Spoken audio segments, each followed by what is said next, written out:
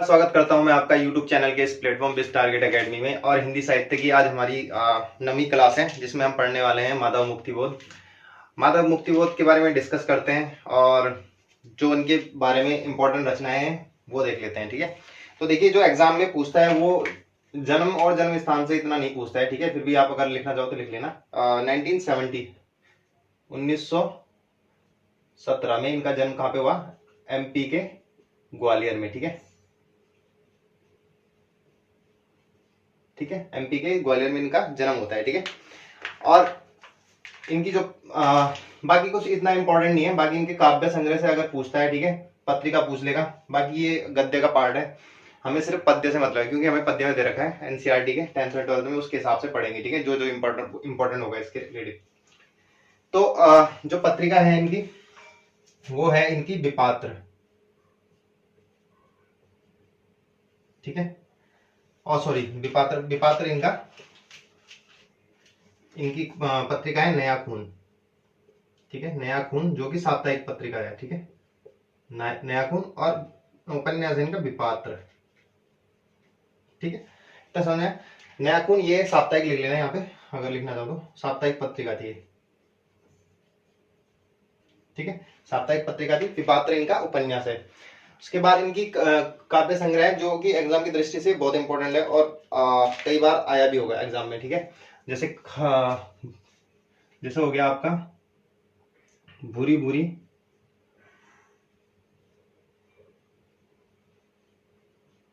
खाक धूल। खाक भूरी भूरी खाक धूल है। ठीक है, खाक धूल। ठीक है, दूसरा है चांद का मुंह टेढ़ा। चांद का मुंह टेढ़ा। ठीक है, उसके बाद इनकी कहानियां हैं काठ का सपना।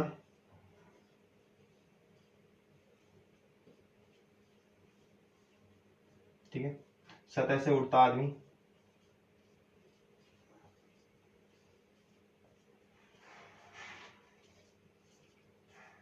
ठीक है, अब देखिए इसके ट्रिक कुछ इस टाइप से आप समझ सकते हो। देखिए जब सतह से उड़ता है, देखिए हर आदमी का सपना होता है सतह से ऊपर उठना, मतलब जिंदगी में कुछ करना है। नहीं कि आदमी का काठ का सपना सतह से उठता आदमी। ठीक है, तो उसको जब वो उठेगा तो उसको क्या होगा?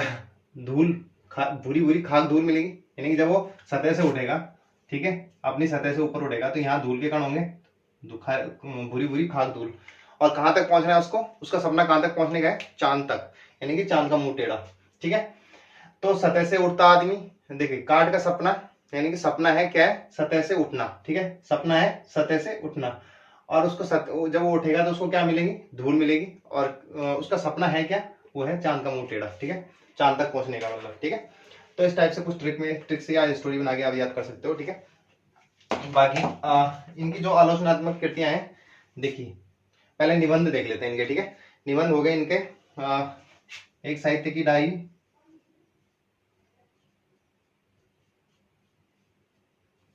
एक साहित्य की डायरी।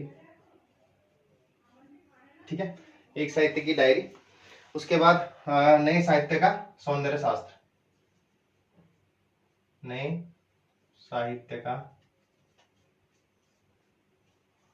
का सौंदर्य शास्त्र। सौंदर्य शास्त्र। ठीक है, ये हो गया। और इनकी कुछ आलोचनात्मक कृतियां हैं। ठीक है, वो होगी आपकी जैसे कामायनी एक विचार।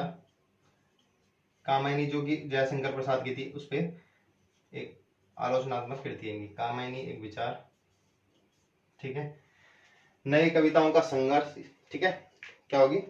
नई कविताओं का आत्मसंघर्ष। ठीक है, तो कहां पे लिख लेता हूं? यहीं पे लिख लेता हूं, नई नई कविताओं का आत्मसंघर्ष।